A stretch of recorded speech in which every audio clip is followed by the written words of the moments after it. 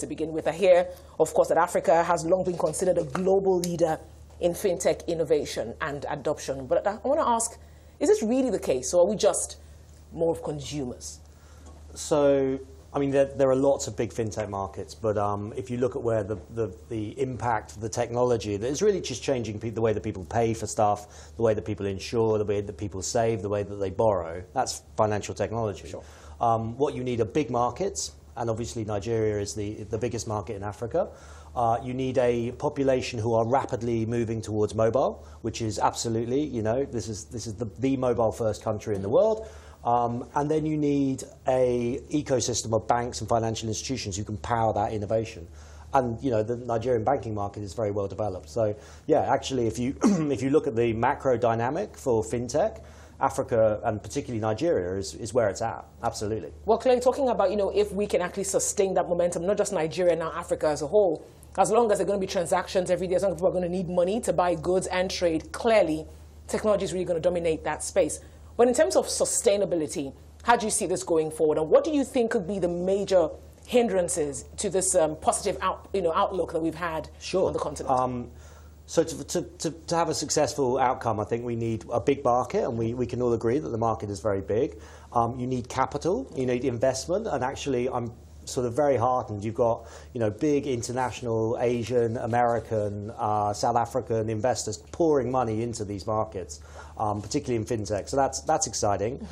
You need good regulation, and I actually think the CBN and Godwin have done a pretty good job on opening the market up to new competitors, being very clear in terms of what's required to play in this space. So I think the regulator has been helpful. And then, of course, you need skills, you need talent, and you need people. And I guess that's probably for everywhere in the world, but in particular in Africa, that's where we really need to invest in our young people, show them that there is a very sustainable, exciting career that you can have in technology, and then get those people skilled up and working in local companies rather than, you know, has historically happened, some of the best and the brightest have gone abroad to learn their trade and not come back. And also encourage those in the diaspora for Africa that this is the most exciting place that they can build their lives and their careers. Yeah. So let me ask, whose responsibility do you think it is? I'm asking this because clearly the institutions have to take this up and, of course, you know, get that in their curriculum to understand this is where the world is going. But let's take a look at the big companies already existent in Nigeria who require this skill to begin with. Are they really doing enough to ensure that, you know, you capture this group of people and put them in line with what you really want? How does it work? It's a great question. So I believe that you need the basic infrastructure from the state, and you know the budget's just been signed. That's going to go a long way in making sure that the primary, secondary, tertiary education is fully funded. That's important. Companies are not doing this, they're not charities, they're not doing this for the goodness of their heart. They should be doing this because every single company out there is now a digital company. They're all technology companies. The manufacturing base that you've been talking about earlier today, they will all be transformed by the adoption of technology in the next 5 to 10 to 15 years. So if they're not building those skills internally in their workforce, they're going to suffer. So I think the world is waking up to the need for every company to now be a technology company. Because that question had to come up owing to a recent report, you know, indicating the low skill set for fintech here in Nigeria. If we want to talk about sustainability and the outlook for the future, we have to get it right now. But let's talk about issue of investment coming into the space. You just talk about huge investments within that space. Now, of course, Azimo just recently received a $20 million Series C funding. Just care to talk us through what's really playing out here. Sure. So Azimo is a payment business. We're one of the largest payment companies sending money into Nigeria from all over the world, and we send money to lots of other places.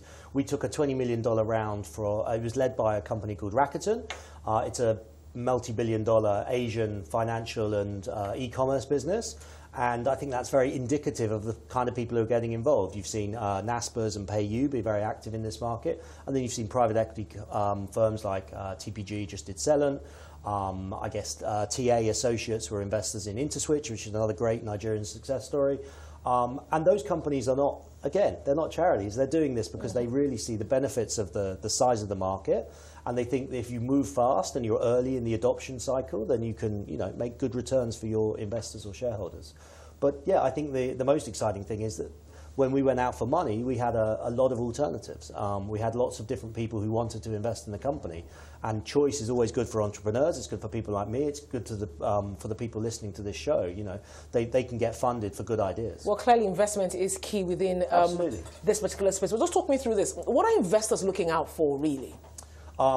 So I think investors want to know size of the market. Okay. You know, it's got to be big, and payments is enormous, and African payments is enormous. Yeah. It's very much early in the cycle. They are looking for good teams, so people who have either worked together and shown that they can do something. I think the people coming out of the banking sector now are very backable. And they're looking for execution. So, you know, the early traction that you can show as a business, adoption, what consumers think, you know, these are all the useful indicators. Now, talking about spaces here, I mean, with all the hype around Bitcoin and cryptocurrencies in 2017, is that one of the areas they're interested in really on the African continent? Or they just want to find that you know, somewhere outside the continent? I'm a big believer in blockchain technology and its ability to transform everything from property rights to payments. I think it will take a lot longer than people think. Often people think things are going to happen very quickly, 1 or 2 years. I think. But do investors perceive like higher risks when it comes to investing within that space on the African continent? I mean, I think blockchain investments are risky anywhere, actually. You know, it's, you've seen huge amount of volatility both in the coins and the fortunes of the companies involved in them.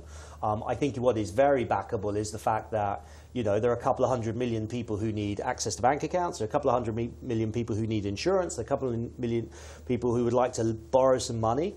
And that is a market that nobody is hitting properly yet. You know,